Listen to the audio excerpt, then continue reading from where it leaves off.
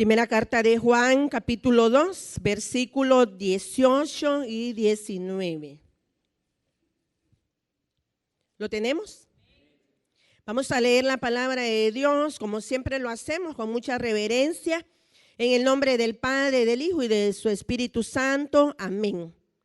Hijitos, ya es el último tiempo, y según vosotros oísteis que el anticristo viene.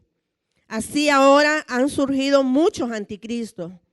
Por esto conocemos que es el último tiempo. Salieron de nosotros, pero no eran de nosotros, porque si hubiesen sido de nosotros, habrían permanecido con nosotros.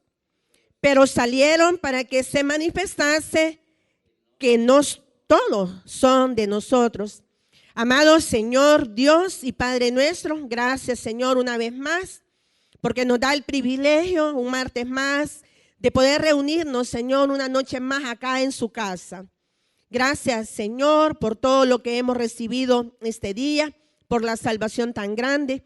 Hable Señor a nuestras vidas, hable a nuestros corazones. En Cristo Jesús, amén y amén.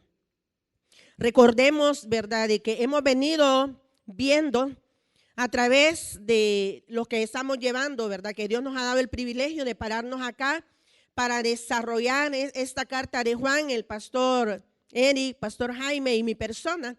Hemos venido haciendo el énfasis, ¿verdad?, de cuál fue el propósito por el cual Juan escribió esta carta. La misma carta deja ver que sus destinatarios sufrían la influencia de falsas enseñanzas que negaban la encarnación. Ya lo hemos hablado, ¿verdad?, en repetidas ocasiones. Este error era sostenido por gente que había estado en la iglesia, que en el tiempo que Juan escribió la carta se habían separado, porque Juan dice de ellos que salieron de entre nosotros, ahí en el versículo 19 que acabamos de leer. ¿Y quiénes eran estas personas o quiénes era este grupo? Ya lo hemos hablado, que eran los conocidos, ¿verdad?, como los docetistas, que hemos hablado también en repetidas ocasiones de que ellos negaban la encarnación de Cristo, que negaban que nuestro Señor Jesús hubiese tenido un cuerpo físico terrenal, que el cuerpo de nuestro Señor Jesucristo solamente había sido una ilusión o una imaginación. Entonces hemos hablado que por ende, ¿verdad?, si ellos negaban que nuestro Señor Jesús había venido en hueso, en carne y en sangre, entonces también estaban negando la pasión de Él, estaban negando su muerte y por ende estaban negando la resurrección. Hemos hablado también y hemos confirmado de que usted y yo creemos en un Cristo vivo, en un Cristo verdadero que resucitó con su propio poder. Y que hemos hablado también, ¿verdad?, de que si nosotros creyéramos en un Dios que murió y que se quedó ahí muerto, que no resucitó, entonces de nada nos valdría estar acá sentados. Cerremos la Biblia y vámonos, porque no estaríamos haciendo nada. Entonces esto era lo que Juan, ¿verdad?, por eso escribió, para combatir, para refutar este error que habían, ¿verdad?, creado estas personas que habían salido del cuerpo de Cristo. También había una doctrina filosófica y religiosa llamada gnosticismo, que se alimentó de ideas cristianas y paganas. Ideas cristianas e ideas paganas, o sea, un sincretismo, ¿verdad? No, a veces también en la actualidad se dan estas cosas. A veces como iglesia cristiana practicamos el sincretismo, ¿verdad? ¿Y qué es sincretismo? Pues es mezclar las cosas santas, las cosas sagradas con lo pagano, es mezclar las cosas de Dios con lo mundano.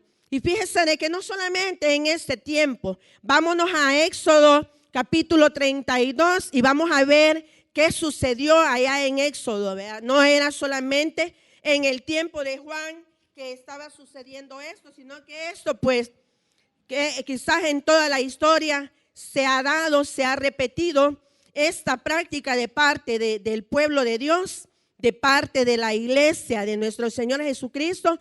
Éxodo capítulo 32, versículo del 1 al 8. Y nos dice: Viendo el pueblo que Moisés tardaba en descender del monte, se acercaron entonces a Aarón y le dijeron: levántate, haznos dioses que vayan delante de nosotros, porque a este Moisés, el varón que nos sacó de la tierra de Egipto, no sabemos qué le haya acontecido. Y Aarón les dijo: apartad los zarcillos de oro que están en las orejas de vuestras mujeres, de vuestros hijos, de vuestras hijas, y traédmelos. Entonces todo el pueblo apartó los zarcillos de oro que tenían en sus orejas y los trajeron a Aarón. Y él los tomó de la mano de ellos y les dio forma con buril e hizo de ello un becerro de fundición. Entonces dijeron: Israel, estos son tus dioses que te sacaron de la tierra de Egipto. Y viendo esto, Aarón edificó un altar delante del becerro y pregonó a Aarón y dijo: mañana será fiesta para Jehová. Y al día siguiente madrugaron y ofrecieron holocaustos y presentaron ofrendas de paz. Y se sentó el pueblo a comer y a beber y se levantó a regocijarse. Entonces Jehová dijo a Moisés: anda, desciende, porque tu pueblo que sacaste de la tierra de Egipto se ha corrompido. Pronto se han apartado del camino que yo les mandé. Se han hecho un becerro de fundición y lo han adorado. Y le han ofrecido sacrificios y han dicho: Israel, estos son tus dioses que te sacaron de la tierra de Egipto. No solamente en el tiempo de Juan existió ese sincretismo, sino que lo podemos ver desde allá, desde los inicios, lo podemos ver desde allá cuando nuestro Dios sacó con brazo fuerte y con brazo poderoso, ¿verdad?, al pueblo que había estado cautivo allá en Egipto por 430 años. 30 años que lo vivieron, digamos, ¿verdad?, sosegadamente, pero 400 años de aflicción donde fueron oprimidos. Dios los saca con su brazo fuerte, con brazo poderoso. Pero ¿qué sucede? Mientras ellos iban en este peregrinaje, Moisés sube al monte Sinaí a hablar con Dios, a recibir aquellas tablas de la ley. Y como él estuvo por 40 días y 40 noches allá en aquel monte y no descendía, entonces ¿qué hizo el pueblo? El pueblo se acercó a donde Aarón, donde el sacerdote, el hermano de Moisés, y le dice: este varón Moisés, no sabemos qué le haya acontecido. Haznos dioses. Y dice, ¿verdad?, de que él ni lento ni perezoso les dice: quítense los aritos, quítense los zarcillos, quítense los brazaletes, quítense todas sus prendas que ustedes utilizan y tráiganmelo. Y dice de que él, cuando el pueblo le llevó todo ese material, él dice, fundió todo ese oro, y de ese oro fundido él les hizo un becerro. ¿Y qué les dice, verdad, cuando había hecho el becerro? Este es, ¿verdad?, sus dioses que los sacó de la tierra de Egipto, y les dice: mañana haremos fiesta para Jehová. Era un sincretismo, porque la fiesta supuestamente iba a estar dedicada a Jehová, pero ¿a quién le iban a ofrecer los sacrificios? ¿A quién le iban a ofrecer aquellas ofrendas? Al becerro. ¿Por qué? Porque era lo que ellos habían aprendido por 400 años que estuvieron en Egipto. Ellos habían aprendido todas las costumbres de los egipcios. Ahora ellos eran sacados de Egipto. Ellos fueron sacados, pero su mente siempre era una mente de esclavos. Su mente no estaba convertida. Su mente no estaba renovada. ¿Por qué? Porque ellos querían estar practicando y diciendo que iban a hacer una fiesta a Dios, pero adorando becerros. Entonces no es solamente en el tiempo de Juan, sino que también nosotros lo vemos prácticamente desde el inicio de la historia. Vemos cómo, ¿verdad?, siempre hemos querido mezclar lo santo, lo sagrado, lo hemos profanado muchas veces nosotros mezclando con lo del mundo. ¿Por qué ahora la iglesia no impacta? ¿Por qué no impacta la iglesia? ¿Por qué no estamos impactando como hijos de Dios? Porque nosotros estamos también haciendo un sincretismo y estamos trayendo todo lo del mundo para acá a la iglesia. Es el mundo el que está influenciando a la iglesia iglesia y no la iglesia influenciando al mundo. ¿Por qué? Porque no hay ninguna diferencia. Usted y yo muchas veces nos comportamos igual o peor que los del mundo. Usted y yo muchas veces nos comportamos peor que aquellos que no conocen a Cristo. Entonces acá, ¿verdad? Dice de que por eso Juan escribió esta epístola. No solamente fue esta, fueron 3 que nosotros decimos las cartas pequeñas. Un momento, esas cartas no son pequeñas, esas cartas son grandes. ¿Por qué? Porque es pura teología, porque en esa carta Juan está refutando todas esas creencias erróneas, todas esas corrientes erróneas que se habían levantado atacando a nuestro Señor Jesucristo. Este era un hombre lleno de celo, un celo santo. Eso es celo. Eso es celo, que usted sienta celo por las cosas de Dios. No confunda la envidia con el celo, porque muchas veces decimos yo tengo celo, pero lo que tenemos es envidia. Aquí nos habla de un celo santo. ¿Por qué? Porque Juan estaba celoso y me imagino de que su corazón ardía viendo cómo gente que había estado dentro de la iglesia, dentro del cuerpo de creyentes, gente que había confesado y había profesado a Jesús, ahora se estaban apartando y se estaban yendo detrás de esas corrientes erróneas. Se estaban yendo con los docetistas, se estaban yendo con los gnósticos. Estaban también negando de que Jesús había venido en hueso y en sangre. Entonces por eso Juan escribe, ¿verdad?, esa carta. Los gnósticos ponían énfasis en el conocimiento. A ellos le ponían más énfasis al conocimiento, en aprender, en aprender, en aprender, en aprender. Muchas veces nosotros caemos en ese error de aprender y aprender y aprender, que quiero saber el griego, que quiero saber el hebreo, pero ¿de qué sirve si no estamos poniendo también énfasis en lo espiritual?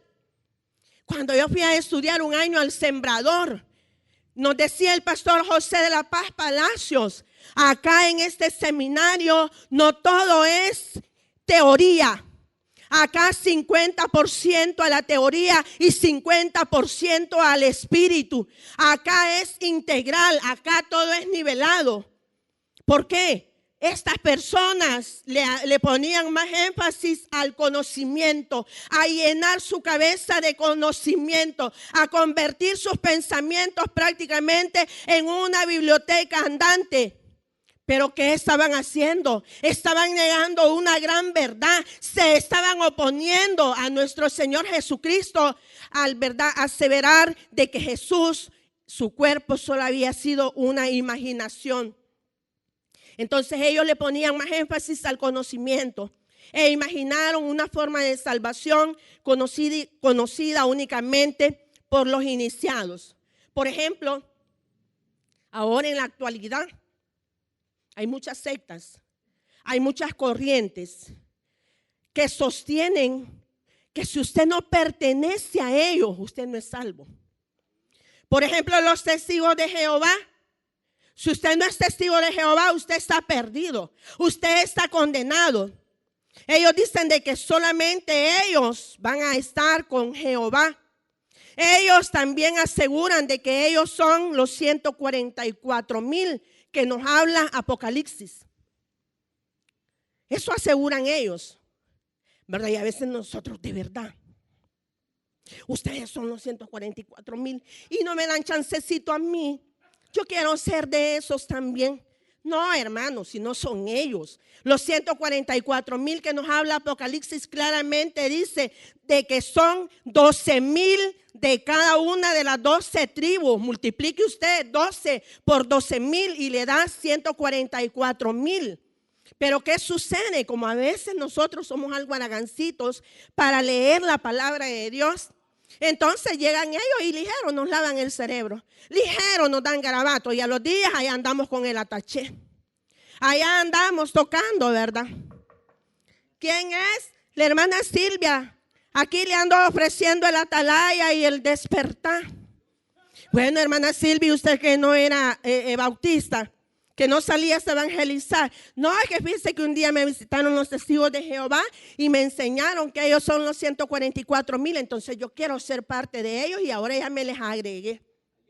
Mire, y a nosotros nos da risa, hermanos, pero es verdad. hace años que estábamos allá por el campito, hace unos 20 años, había una hermana que salía a evangelismo los días domingos. Era parte del ministerio Andrés, el ministerio de visitación, el ministerio donde trabajábamos con tarjetas amarillas que dio muchos frutos. Que hay familias enteras acá en esta congregación que se alcanzaron para Cristo a través de ese ministerio. Pero ¿cuál fue la sorpresa? ¿Y saben quién la vio? El pastor Wilber, para más fregar. ¿Verdad? De repente dejó de llegar a la congregación y de repente nos contó el pastor Wilber que un día que iba a él de allá del campito para abajo en el carro, vio que andaban los testigos de Jehová y ahí andaba la hermana también con ellos, vendiendo el atalaya, vendiendo el despertar. Había salido con nosotros a ganar almas. Había salido con nosotros en el ministerio Andrés a visitar enfermos, a visitar familias, a llevar las buenas nuevas de salvación a las personas. Pero ¿qué sucedió? ¿Qué pasaría? ¿Sería Dios que se equivocó con ella? ¿Sería Dios que se descuidó con ella? No, ¿verdad? Entonces, pero los testigos de Jehová, ellos aseguran que solo ellos van a ser salvos, que ellos son los 144,000. Usted y yo tenemos que conocer la palabra de Dios. ¿Para qué? Para que cuando ellos lleguen no les va a salir malcriado, porque no hay necesidad de salirles malcriado. Vea, porque ellos no se van tan fácil. No, usted prepárese. Le llegan a tocar, vea. Y usted allá adentro, vea. ¿Quién es? Somos los testigos de Jehová. Ahorita me estoy bañando. No se preocupe, yo la espero. Y usted, vea, se termina de bañar y hasta ahí con ya haciéndolo a propósito, se tarda para cambiarse, vea. Y allá como a la hora dice, voy a ir a ver a dónde están. Y usted que abre la puerta y ellos, vea, que le ponen ahí para que no les cierre. Ahí están. Que esa insistencia tuviéramos nosotros sería lindo. Hay algo que imitarles a cada una de esas sectas. Que usted y yo insistieran, no, usted y yo, vea. El día miércoles que vamos, ahí va la hermana Silvia. Solo toco una vez y como no hay nadie, vámonos. Y allá voy, vea. Y de ahí me quedo viendo y ni siquiera toco y solo porque no veo. No, ahí creo que no hay nadie. Yo creo que esta casa está abandonada. ¿Por qué? Porque prácticamente a pasear vamos muchas veces. Pero ellos no se van hasta que usted sale y hasta que usted les escucha. Y yo les enseñaba a unas hermanas un día miércoles que un día, vea, como hoy no, creo que no están saliendo ellos así por lo de la cuarentena. Pero un día, por debajo de la puerta, me metieron el atalaya, como un tratadito, pero aparte del tratadito, había ocupado la mitad de una página de papel bond. Y se había tomado, mire, el trabajo de escribir, yo no sé si fue mujer o hombre, se había tomado el trabajo de escribir y ahí había puesto, lea Isaías capítulo tal, del versículo tal a tal. Lea, y yo, bueno, dije yo, que así hiciéramos nosotros. ¿Verdad? Es digno pues de imitar siquiera eso, ¿verdad? Que ellos hacen. Entonces, Juan puso el mayor de los énfasis en la encarnación. Por eso él escribió esa carta, poniendo el mayor de los énfasis en la encarnación de nuestro Señor Jesucristo. También hizo hincapié en la importancia de vivir rectamente, ya que el énfasis de los docetistas o de los gnósticos era siempre sobre el conocimiento. Algunos de los herejes consideraban que la conducta no interesaba. Entonces Juan, ¿verdad? Su énfasis mayor fue refutar, ¿verdad? Fue aseverar la encarnación de nuestro Señor Jesucristo, pero también hizo hincapié en cómo vivir, ¿verdad? Rectamente los cristianos. ¿O creen ustedes que no importa nuestra manera de vivir? ¿O creen ustedes que nos podemos llenar la boca diciendo que somos cristianos, pero vivir como a nosotros nos da la gana? Entonces Juan también por eso escribió, ¿verdad?, esas cartas. Juan no deja lugar a dudas de que la conducta reviste enorme importancia. La carta no se escribió solo con el propósito de refutar la herejía de los gnósticos y de los docetistas. La carta se escribió para motivar a los cristianos a tener comunión entre ellos, para que el gozo de Juan y los líderes y de toda la iglesia fuera completo. ¿Verdad? Ese fue también uno de los motivos por los cuales Juan escribe esta carta, para que los cristianos aprendieran a tener comunión los unos con los otros, que lastimosamente es algo que no practicamos en la actualidad. No lo practicamos y me incluyo. Nosotros vivimos para nosotros mismos. Nosotros, en estando bien yo, a mí no me importa lo que le esté pasando a mi hermana. En estando bien yo, a mí no me importa lo que le esté pasando al hermano. Yo no me tomo el trabajo de agarrar el teléfono, pegarle una llamada y preguntarle cómo está, por qué no ha venido, por qué han pasado 2 semanas y no la he visto. Yo no me tomo ese trabajo. No me tomo el trabajo de escribirle un mensaje por WhatsApp o por Messenger. No me lo tomo. ¿Por qué? Porque no estamos practicando la comunión de la cual Juan, ¿verdad?, está incentivando, y por eso escribió esa carta. ¿Para qué? Para que ellos aprendieran a tener comunión, unión. Y cuando Juan viera eso, de que el pueblo, ¿verdad?, que él lideraba o que él pastoreaba, tenían una común unión, él iba a estar, su gozo iba a estar completo. ¿Por qué? Porque estaba viendo cómo la iglesia sabía llevarse, cómo la iglesia eran unidos unos con los otros. Fíjense de que cuando yo estaba estudiando, cuando comencé a estudiar el primer año de teología, me recuerdo de que siempre en el ministerio Andrés salimos con el hermano Rodolfo, que ya está en la presencia de Dios, que muchos de ustedes lo conocieron. Bueno, su hija de hecho está allá en escuela bíblica dando clases. Salimos a las 2 de la tarde a visitar familias. Visitamos 3 familias. Bueno, y de ahí, ¿verdad?, ya terminamos la ruta que habíamos establecido ese día, las familias que se iban a visitar. Terminamos como a las 6 de la tarde. Y me dice, la hermana Silvia se va a ir para su casa. No, le digo, mejor déjeme aquí en la iglesia, porque si me voy para la casa, ya no regreso. Voy a ver la cama y me voy a acostar y ya no voy a regresarle. Entonces me dejó ahí en la iglesia. O escuché el culto, terminó el culto, me vengo para la casa. Llego a la casa, le digo a mi hija que está en Estados Unidos. Ella era un poco obediente, que ella, con una vez que yo le decía que me hiciera algo, ya ella estaba presta a hacerme. Mira, le digo, haceme una taza de café porque me declaro viciosa del café. Y ella se levanta y cuando de repente mi hijo varón, que ahorita tiene 26 años, sale a la puerta de la calle y luego regresa y me dice, mami, la buscan a las 9 de la noche. La buscan. ¿Quién? Le digo yo. La hermana, me dice, que el pelo es así. Cuando él me dijo así, yo ligero di, ¿quién era? Vea. Pero mi mente trabajó rápido. ¿Qué anda haciendo la hermana aquí a estas horas de la noche? Si ella vive allá por la estación. ¿Y qué anda haciendo aquí? Fue lo que mi mente. Bueno, ya no me quité, vea, la blusa del uniforme, salgo, estaba ella con su esposo. Y hermana Silvia, buenas noches, buenas noches. Mire, fíjese que vengo del hospital.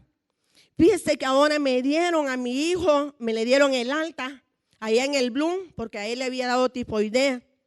Y allá estaba yo dando las vueltas para sacar a mi hijo y recibo una llamada del hospital de acá de Cojutepeque, que me presentara de emergencia porque a mi hija fulanita de tal me la atropellaron ahí por donde Pichinte, por las industrias Pichinte.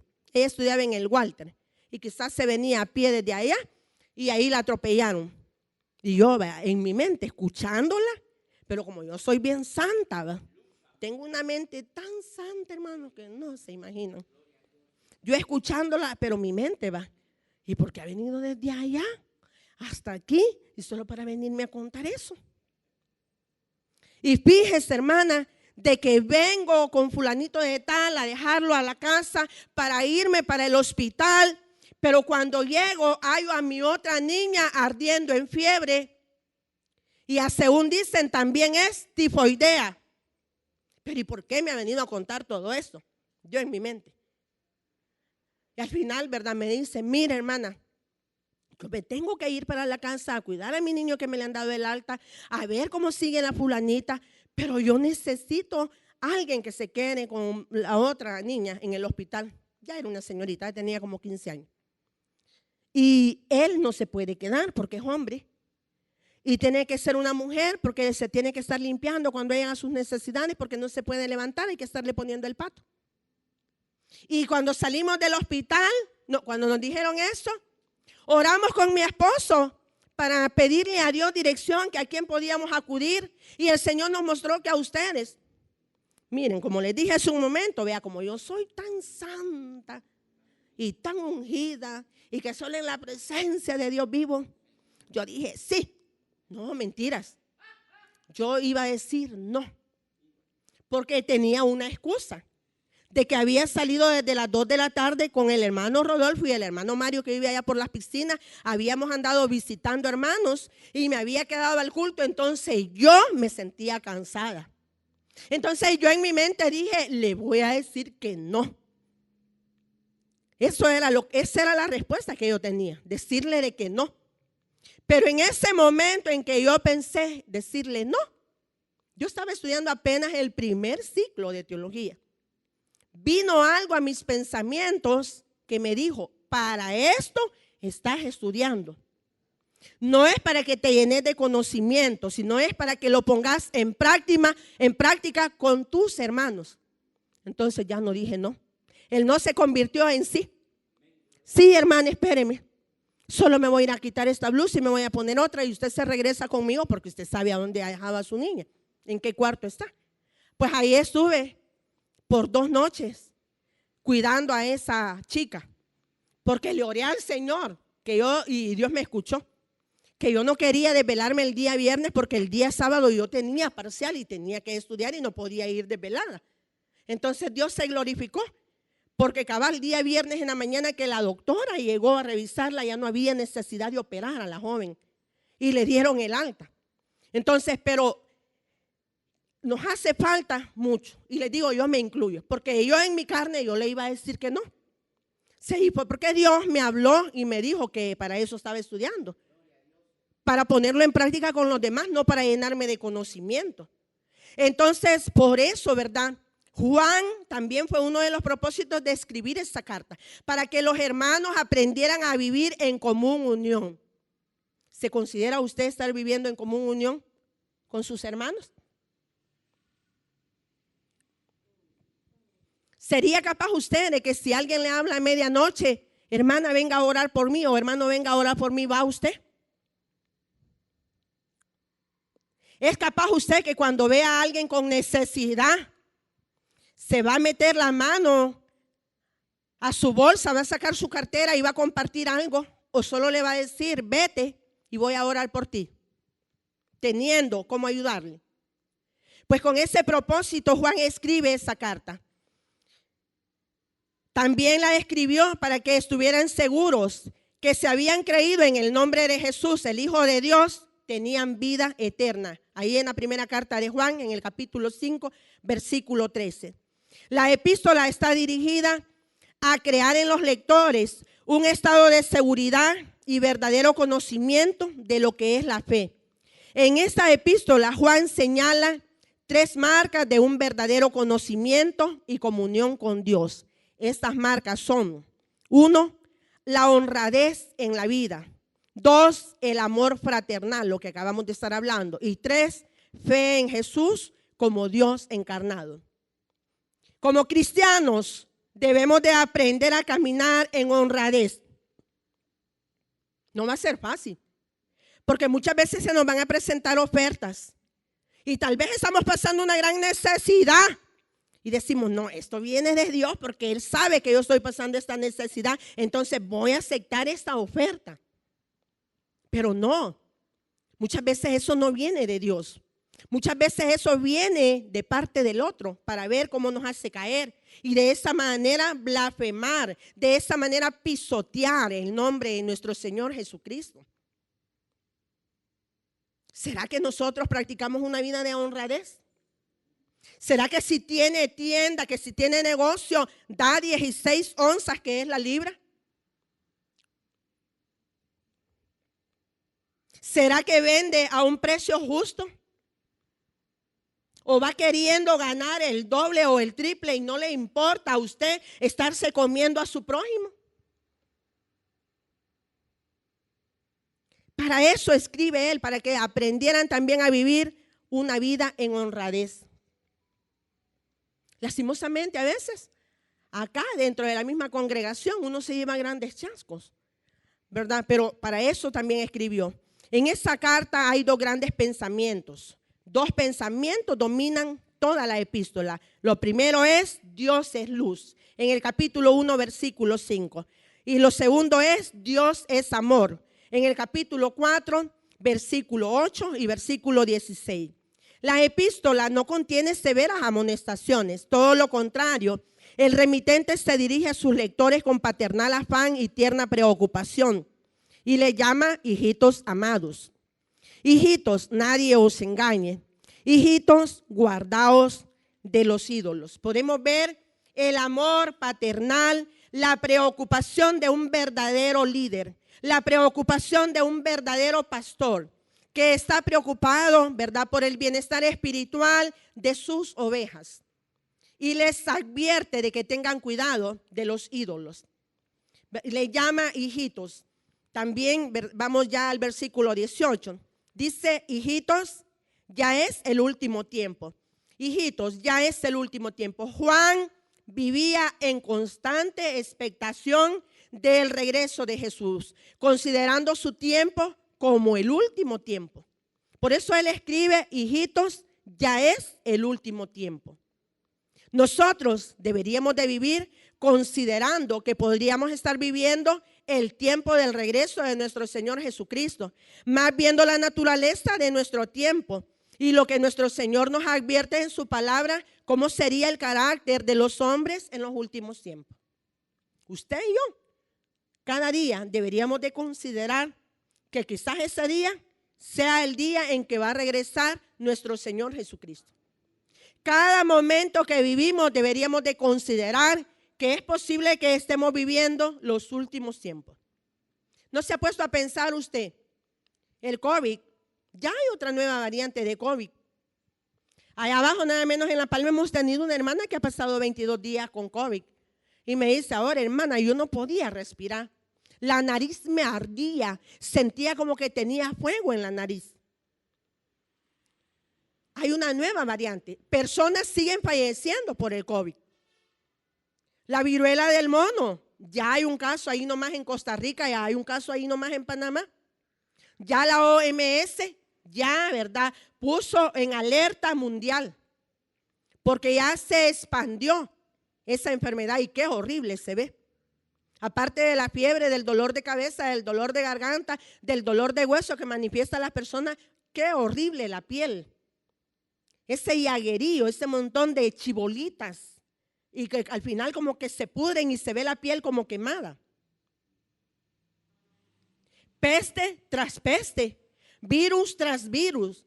No sé si usted ha visto unos artículos que publicó la prensa gráfica que han detectado, dice, en el sol que ha hecho erupción, que ha estado tirando llamaradas de fuego y quizás por eso ese calor tan insoportable en estos días, que a mí hasta me sale aquí como alergia, me sofoca. Le han detectado ahí también al sol, ahí aparece la fotografía que tiene como un hueco. ¿No será que deberíamos de considerar que quizás estamos viviendo ya los últimos tiempos? ¿No será que deberíamos de considerar que toda la plataforma, el escenario está preparado para que de un momento a otro nuestro rey aparezca? Pero si lo consideramos así, lo deberíamos de vivir como tal, preocupándonos por hacer las cosas del Señor. Me decía la hermana hoy antes de empezar el culto, le toca pesado, hermana, me dice, porque me dice, y usted viene luego a las 2:30. Porque a las 3 nos vamos para allá abajo al Cantón La Palma a hacer la casa de oración allá abajo. Luego nos venimos y cuando me toca, ¿verdad?, ministrar o llevar la palabra. Y me dice, ella le toca pesado. No, hermana Leo, eso me da vida. Eso me mantiene con vida. Servirle a mi Señor. Yo le aseguro que si no le sirviera a Dios, quizás ya me hubiera llevado. Pero a mí, servirle a Dios no me da cansancio. Para mí, servirle a Dios es el motivo. Y sé que por eso Él me da vida y me da salud, para que le siga sirviendo. Deberíamos de considerar nosotros, ¿verdad?, de que pueda ser que ya sean los últimos tiempos, también analizando lo que el Señor nos escribe a través del apóstol Pablo a Timoteo, donde Pablo le dice a Timoteo cómo iba a ser el carácter de los hombres en los últimos tiempos. Y dice, vea, según vosotros oísteis que el anticristo viene. Aquí Juan se refiere a un individuo que ha capturado los pensamientos de muchas personas, aún a los conocedores de la palabra, los que les decían en Dios de la hermana. ¿Verdad? Que después de andar en evangelismo, en el ministerio de Andrés, después el pastor Wilber la vio vendiendo atalayas y el despertar.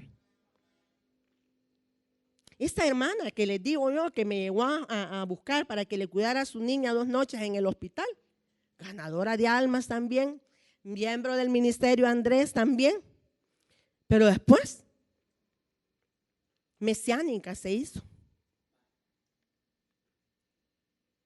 Usted y yo no somos mesiánicos, usted y yo somos gentiles. Los únicos que pueden andar con esa cosita acá en la cabeza son los judíos, porque ellos son israelitas, pero nosotros, las demás naciones, somos gentiles. Pero después, ¿verdad? Ella, mesiánica. Otra hermana también que iba al ministerio de evangelismo, Jehová Rafa, cuando entrábamos a los hospitales a predicar la palabra y a orar por los enfermos. Allí iba la hermana todos los domingos, lo mismo. Un día me la encuentro en el mercado y ella bien contenta cuando me vio, pero ya cuando empieza a hablar y que el eterno, y que el eterno, y es que el eterno, no, dije yo, ya se hizo mesiánica también. Salieron de nosotros, dice Juan, pero no eran de nosotros, ¿verdad? Según vosotros oísteis que el anticristo viene. Aquí Juan se refiere a un individuo que ha capturado los pensamientos de muchas personas, aún a los conocedores de la palabra. Anticristo, el prefijo anti puede significar lo opuesto a o en lugar de. Anticristo es el que se opone a Jesús o el que quiere ocupar el lugar de Jesús.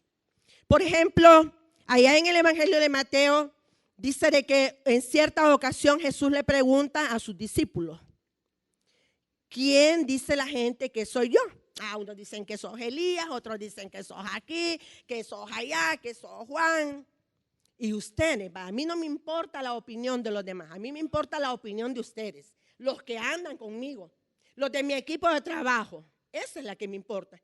¿Quiénes dicen ustedes que soy yo? Ay, Señor, le dijo Pedro, tú eres el Cristo, tú eres el Hijo del Dios viviente. ¿Y qué le dijo el Señor? Bienaventurado eres, Pedro, porque no te lo ha dicho ni la carne ni la sangre, sino que esto te ha sido revelado de Dios. Yo me imagino que Pedro era bien ahí, bien gallón. Ay, ya ven. No, si yo sé más que ustedes. Para que no estudien, pues, para que sean los primeros en contestar, Si participaran en el concurso de quién quiere ser biblionario, yo ganara. Pero seguimos leyendo, vea. Ahí en el mismo capítulo. ¿Y qué dice? Y si gustan, veámoslo. Mateo capítulo 16. 16, capítulo 16, vamos a leer del 21 al 23. Hermano Mario, no sé si lo tiene por ahí. Unos momentos antes le había dicho, bienaventurado eres Pedro, porque esa confesión no te la reveló sangre ni carne, sino Dios.